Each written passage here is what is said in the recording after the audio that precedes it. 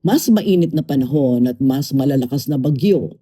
Ilan ito sa mga iniugnay na epekto ng climate crisis. Sa So to Speak podcast ng CLTV 36, ipinaliwanag ng Nuclear Free Bataan Movement ang kahulugan nito. Yung krisis sa klima, kumbaga hindi mo na siya nape-predict. Kaya po pwedeng wasak na weather pattern, wasak na temperature, yun yung dinedescribe na climate crisis. Ayon sa grupo, dulot ito ng human activities, lalo na ng paggamit ng fossil fuels. Systemic po yung problema, no? At yung sistema na ito ay ang tao ang pangunahin at talagang numero unong dahilan. Kung titignan po natin sa contribution ng carbon, no, yung naging dahilan ng climate crisis, napakaliit po ng contribution ng Pilipinas.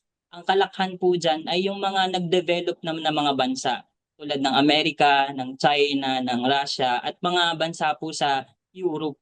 At hanggang sa kasulukuyan, hindi po sila tumitigil.